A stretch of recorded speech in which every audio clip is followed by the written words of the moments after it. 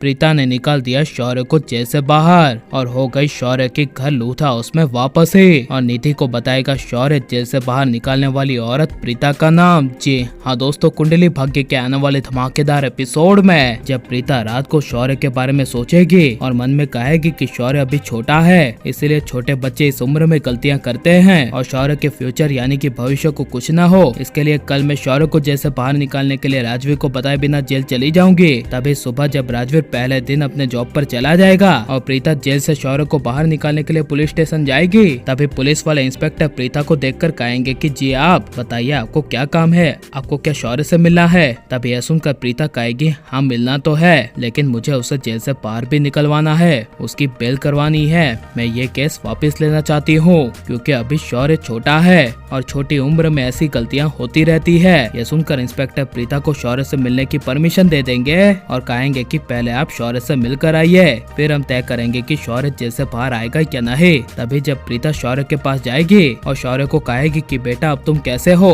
तुमने कुछ खाना खाया। तभी यह सुनकर शौर्य को काफी ज्यादा अजीब लगेगा और शौर्य को अपनी माँ मानने वाली निधि की याद आएगी कि निधि ने कभी खाने के बारे में उससे नहीं पूछा। और जब शौर्य प्रीता के सामने देखते हुए कुछ नहीं बोलेगा, तभी प्रीता कहेगी बेटा बताओ ना। तभी यह सुनकर शौर्य धीरे से कहेगा नहीं, मेरा खाना अभी तक नहीं हुआ है, मैं ऐसी जगह पे वो भी पुलिस स्टेशन का खाना कैसे खा सकता हूँ। यह सुनकर प्रीता कुछ बोल नहीं पाएगी और शौर्य को कहेगी तुम फिक्र मत करो, तुम्हें मैं यहाँ से जल्दी बाहर निकालने वाली हूँ, क्योंकि मैं मानती हूँ कि गलतियाँ बच्चों से होती है और अभी तुम्हें भले लगता है कि तुम बड़े हो गए हो, लेकिन तुम अभी बच्चे ही हो, इसलिए मैं ये केस इंस्पेक्टर साहब से वापस ले रही हूँ। जिसे सुनकर शौर्य को काफी बड़ा झटका लगेगा और जब प्रीता इंस्पेक्टर के पास जाएगी और इंस्पेक्टर को कहेगी कि मेरे पास अभी ज्यादा टाइम नहीं है, मुझे घर में बहुत सारे काम करने हैं, तभी यह सुनकर इंस्पेक्टर शौर्य को जैसे बाहर निकालने का हवलदार को ऑर्डर दे देंगे और हवलदार शौर्य को और उसके दोस्तों को जेल से बाहर निकाल देंगे। और जब शौर्य इंस्पेक्टर प्रीता के सामने आएगा और इंस्पेक्टर शौर्य को कहेगा कि देखो इन्होंने अभी अभी केस वापस ले लिया है, इसीलिए तुम अभी जेल से बाहर आए हो, वरना तुम्हें जेल से कोई निकाल ही नहीं सकता था।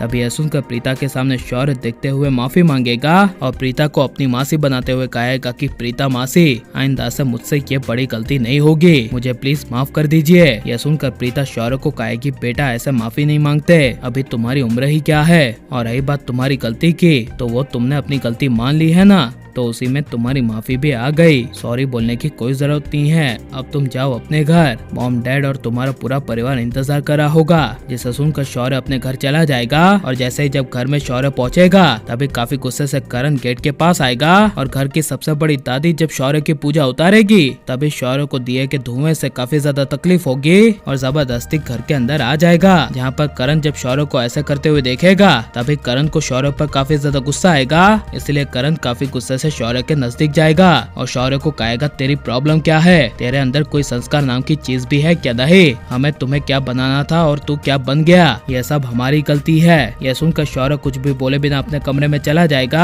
और कमरे में शौर्य नाम लेगा निधि के सामने प्रीता का और शौर्य को जेल से बाहर निकालने वाली प्रीता के बारे में निधि को बताना चाहिए क्या नहीं, और आप प्रीता करण माँ बाप को दो भाइयों के साथ यानी शौर्य राजवीर के साथ देखना चाहते हैं क्या नहीं, और निधि की असली सच्चाई आनी चाहिए क्या नहीं, ये सब हमें कमेंट में जरूर बताएं और आप लाइक शेयर हमारे चैनल को सब्सक्राइब करें।